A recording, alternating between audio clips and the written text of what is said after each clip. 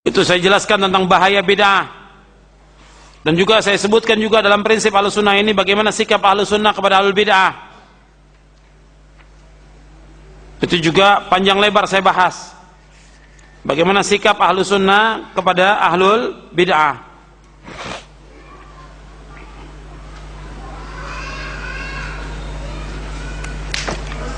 Jadi pengertian bid'ah itu yang dijelaskan oleh para ulama yaitu tariqatun fid dini mukhtara'atun tudahi syar'iyyata yuqsadu bis-suluki 'alaiha al-mubalaghatu fit ta'abbud lillahi subhanahu.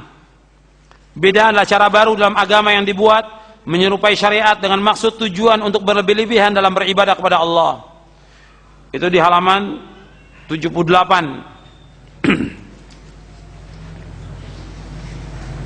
Kemudian juga saya sebutkan bahwa bid'ah ini sangat berbahaya. Benalu yang merusak pohon. Bid'ah ini merusak agama.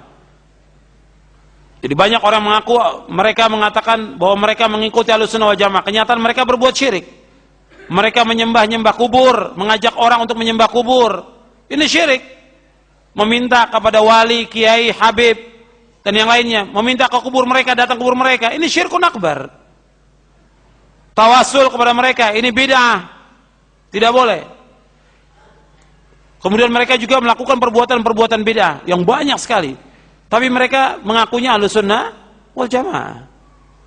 Kalau mereka Ahlussunnah wal Jamaah, mereka anti kepada bid'ah. Anti syirik. Jauh dari perbuatan syirik. Menolak semua perbuatan syirik. Dan menolak jalan-jalan yang membawa kepada kesyirikan. Menolak segala macam perbuatan bid'ah.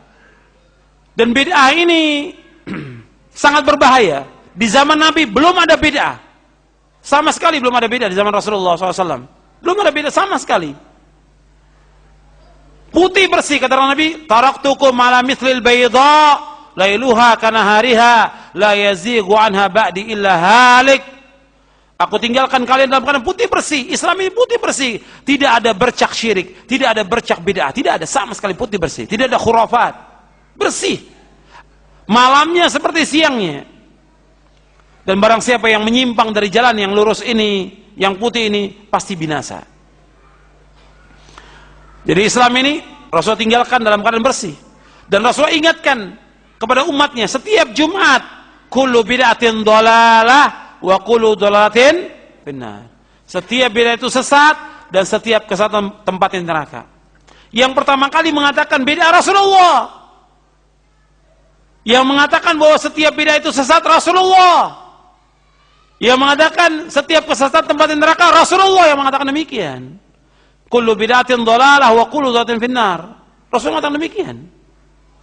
Nah, kemudian datang umat yang belakangan, para dai, para ustadz takut menyebut bid'ah. Tidak mau menyebut bid'ah. Hatta sepanjang dia ceramah, khutbah, tidak mau menyebut bid'ah. Karena kalau disebut bid'ah nanti pecah umat ini. Berarti antum menyimpang dari manhaj Rasulullah. Yang menyebut berkali-kali bid'ah Rasulullah SAW. Kemudian para sahabat yang mengatakan bid'ah. Tentang bahaya bid'ah Rasulullah yang menyebutkan tentang bahaya bid'ah Rasulullah. Dan kita mengatakan perbuatan bid'ah itu ya tentu yang jelas-jelas bid'ah. Bukan yang sunnah kita katakan bid'ah, yang bid'ah kita katakan sunnah. Yang jelas bid'ah kita katakan itu bid'ah, yang sunnah kita katakan sunnah.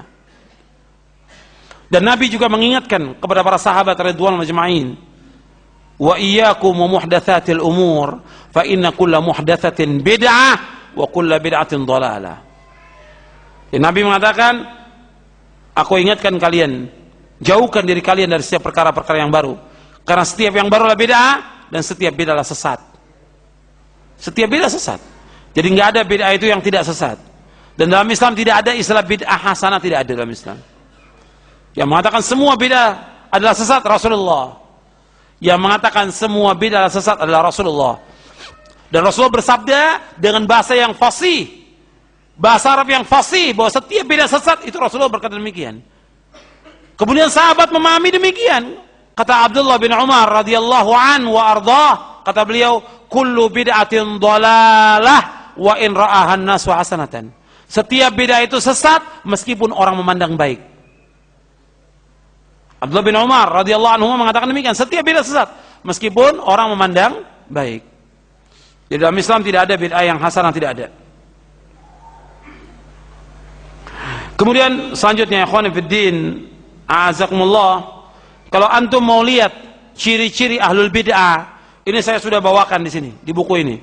Nanti bisa antum lihat bagaimana ciri ahlul bid'ah di halaman 520, halaman 521. Itu saya sebutkan dengan ciri-ciri ahlul bid'ah. Nanti antum bisa baca sendiri bagaimana ciri dari ahlul bid'ah yang memecah belah umat ini. Dan bid'ah itu sangat berbahaya buat Islam dan kaum muslimin, sangat berbahaya. Maka dikatakan oleh Imam Sufyan Ats-Tsauri bahwa al-bid'atu ahabu ila iblis minal ma'siyah, wal ma'siyatu yutabu minha, wal bid'atu la yutabu minha. Kata Imam Sufyan Ats-Tsauri, bid'ah itu lebih dicintai oleh iblis daripada maksiat. Maksiat orangnya akan taubat. Orang yang berbuat maksiat, kalau diingatkan dia akan taubat. Tapi orang berbuat bid'ah, dia sulit untuk taubat. Kenapa? Dia anggap baik perbuatannya.